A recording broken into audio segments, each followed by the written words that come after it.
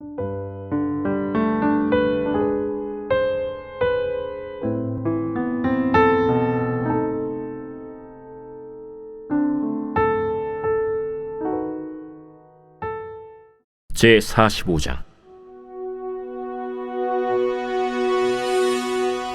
요셉이 시종하는 자들 앞에서 그 정을 억제하지 못하여 소리질러 모든 사람은 나에게서 물러가라 하고 그 형제들에게 자기를 알리니 그때 그와 함께한 다른 사람이 없었더라.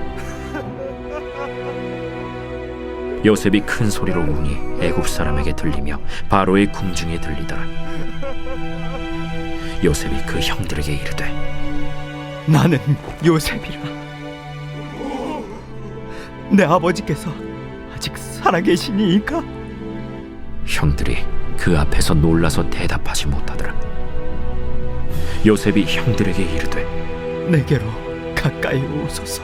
그들이 가까이 가니 나는 당신들의 아우 요셉이니 당신들이 애굽의 판자라.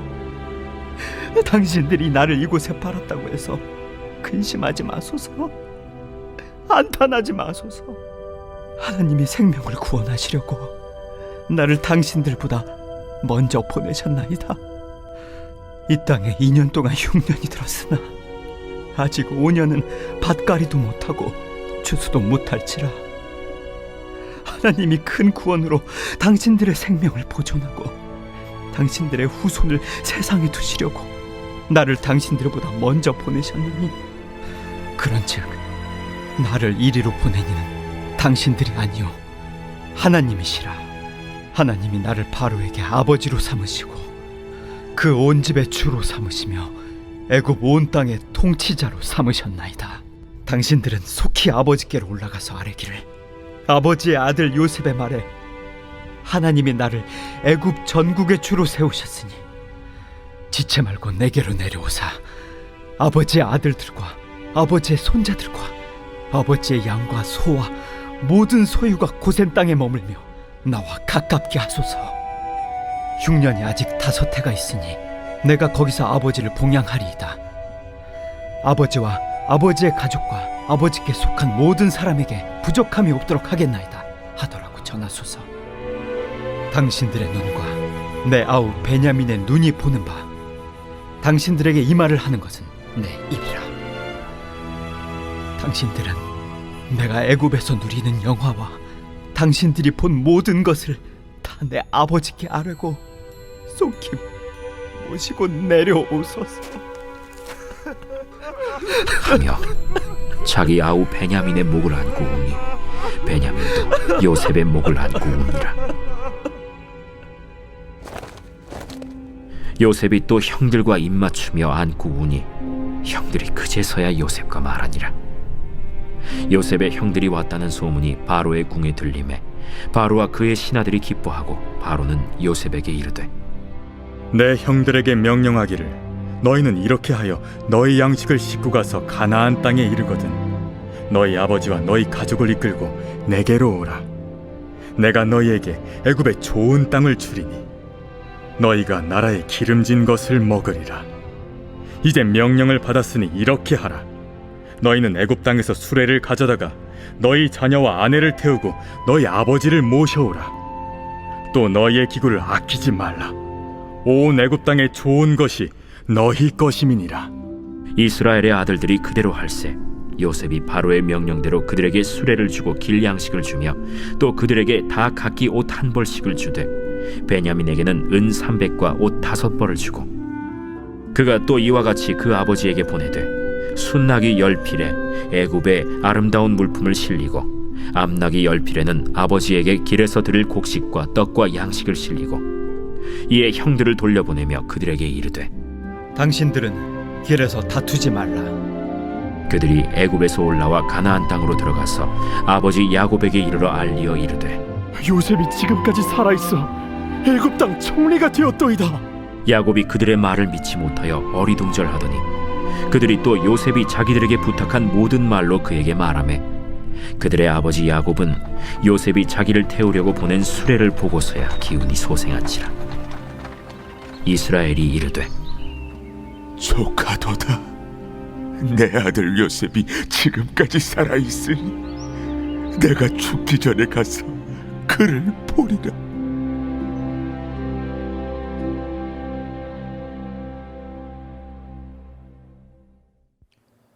오늘 우리에게 주시는 하나님의 말씀은 창세기 45장의 말씀입니다. 창세기 45장은 창세기 전체 내용 가운데서도 가장 감동적인 장면 중에 하나입니다. 드디어 요셉이 형들에게 자신의 정체를 드러내고 있습니다. 창세기 44장에서 형 유다의 변화된 모습, 곧 아버지 야곱과 동생 베냐민을 위해 대신 자신을 종으로 삼아 이곳에 남게 해달라는 그의 간절한 요청은 더 이상 요셉으로 하여금 그 정을 억제할 수가 없게 만들었습니다.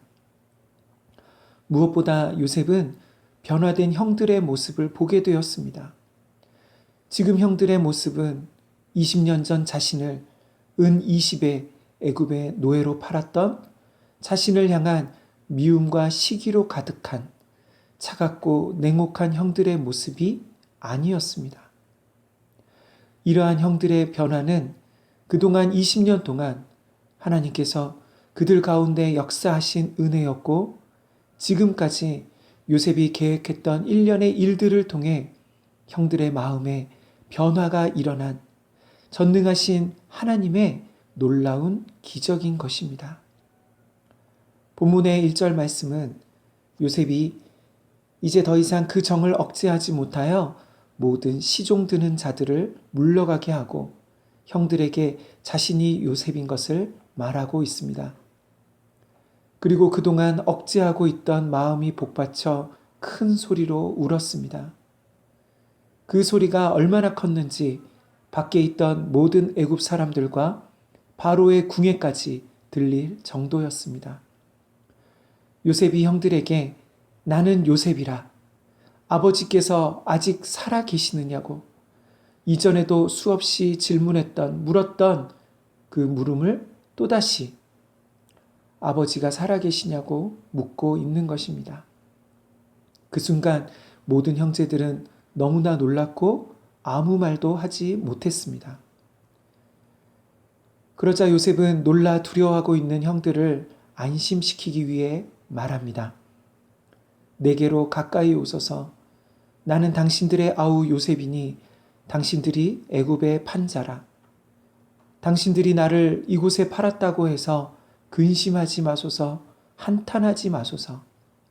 하나님이 생명을 구원하시려고 나를 당신들보다 먼저 보내셨나이다. 이 땅에 2년 동안 흉년이 들었으나 아직 5년은 밭갈이도 못하고 추수도 못할지라. 하나님이 큰 구원으로 당신들의 생명을 보존하고 당신들의 후손을 세상에 두시려고 나를 당신들보다 먼저 보내셨나니 그런즉 나를 이리로 보낸 이는 당신들이 아니요 하나님이시라. 아멘. 먼저 요셉은 형들이 20년 전 자신을 애굽의 노예로 팔았던 일을 말합니다. 그리고 더 이상 과거의 그 일로 인해 근심하거나 한탄하지 말라고 말합니다. 왜냐하면 자신을 애굽에 보낸 이는 형들이 아니라 하나님이시라는 것입니다. 하나님이 생명을 구원하시려고 야곱의 가족들과 그 후손들을 구원하시려고 나를 당신들보다 먼저 이곳에 보내셨다는 것이지요. 지금 이 요셉의 고백은 지금까지 자신이 살아온 삶에 대하여 하나님의 시각으로 재해석하고 있는 것을 보여주고 있습니다.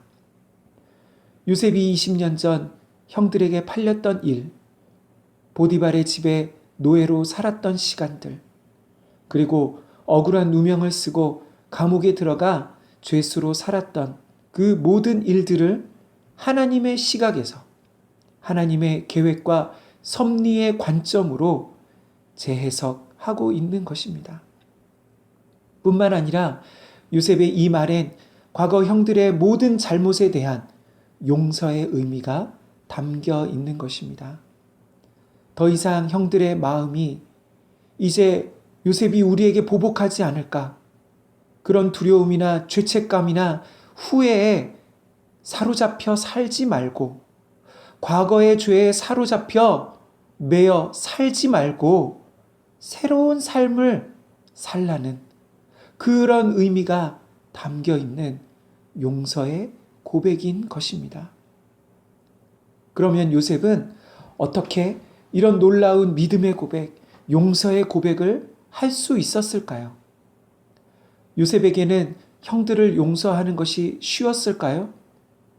요셉에겐 그 고난의 세월 동안 수많은 상처와 고통이 없었던 것일까요?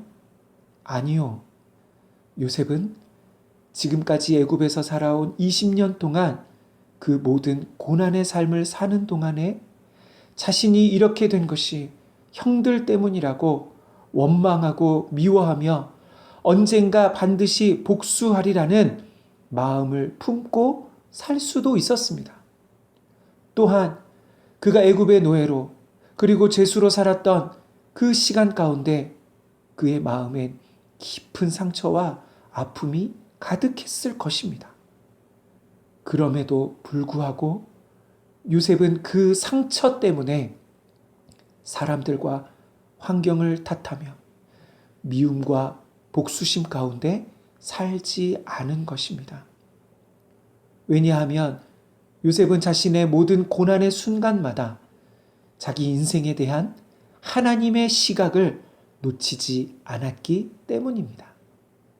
아마도 요셉은 그 마음 가운데 수많은 의문과 분노, 원망, 미움이 속에서 올라올 때마다 이렇게 자신에게 말했던 것이지요.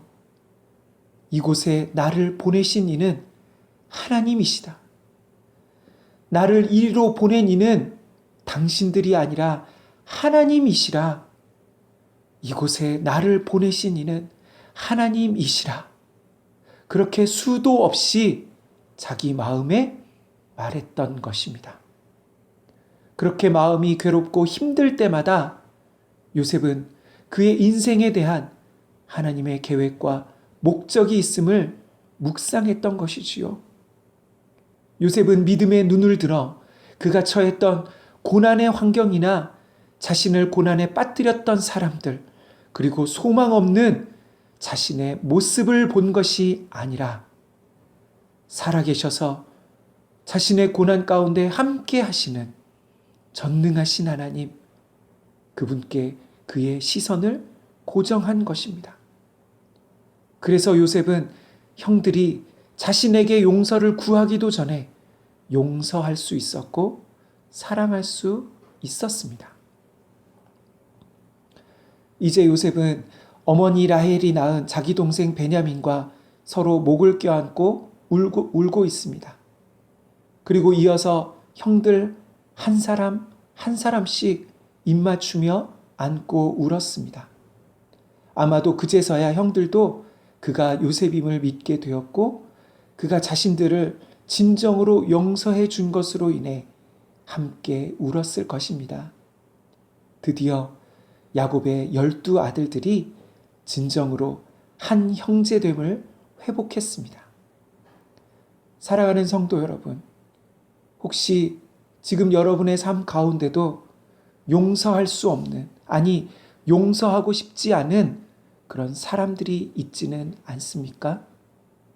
오늘 이 말씀 가운데 요셉의 모습은 우리에게 용서가 무엇인지를 보여주고 있습니다. 하나님을 믿는 사람이라 할지라도 누군가 나에게 상처를 준 사람을, 나를 미워하는 사람을 용서하는 것은 쉬운 일이 아닙니다. 그래서 많은 사람들이 겉으로는, 입으로는 용서한다고 말하지만 사실 마음속 깊은 곳에는 그 상처를 쌓아두고 살아가는 것 같습니다. 그래서입니다. 이 시간 우리의 삶도 두 가지 선택이 있는 것 같습니다. 한 가지는 하나님 앞에 우리 마음의 상처를 숨기고 용서보다는 미움과 원망을 선택하는 삶을 사는 것과, 아니면 요셉처럼 그 마음의 모든 상처를 하나님께 맡기고 용서를 선택하는 삶입니다. 물론 용서를 선택한다 할지라도 그 즉시 용서가 되는 것은 아닙니다. 그러나 내가 용서를 선택할 때 또 끊임없이 나와 함께 하시는 하나님을 바라볼 때 하나님께서 우리의 마음을 치유해 주시고 사랑하고 용서할 수 있는 힘을 주실 것입니다. 이제 마지막으로 창세기는 그 내용의 맨 앞과 뒤에 두 가정의 이야기로 둘러싸여 있습니다. 그것은 창세기 3장의 아담과 하와의 가정 이야기와 그리고 야곱 가정 이야기입니다. 그리고 그 가운데는 죄라는 주제가 중심에 있습니다. 그런데 두 이야기엔 차이점도 있습니다. 하나님이 지으신 최초의 사람 아담은 그가 하나님 앞에 범죄했을 때 하나님이 자신에게 주신 저 여자 때문에 그리했다고 말하면서 아내 하와에게 그 책임을 전가하는 모습으로 나오지만 그에 반해 창세기 후반부에 나오는 유다는 자신이 모든 책임을 지겠다고 하는 자기 희생의 모습으로 또 형들의 모든 죄를 용서하는 요셉의 모습이 그리고 마지막으로 야곱 가정의 구원이 나오고 있습니다. 이러한 창세기의 구조를 통해 창세기의 저자는 의도적으로 이 세상의 모든 고통의 원인, 불행의 원인은 관계가 깨어지는 모든 근본적인 원인은 바로 사람들의 죄라는 것을 보여주면서 동시에 그 죄의 문제를 해결하시는 하나님의 방법을 보여주는 것입니다. 다시 말해 그 죄를 이기는 하나님의 방법은 바로 자기 희생과 원수조차 사랑하는 용서인 것이지요. 그리고 신약시대의 성도들인 우리에게 이것을 가장 분명하게 보여주는 것은 바로 우리 주 예수님의 십자가 사건인 것입니다. 오늘 하루, 이번 한 주간도 그 십자가의 사랑을 통해 그 십자가에 나타난 하나님의 큰 사랑이 우리의 마음의 충만함으로 악에게 지지 말고 선으로 악을 이기는 저와 모든 산돌의 교우들 되시기를 간절히 소망합니다. 아멘.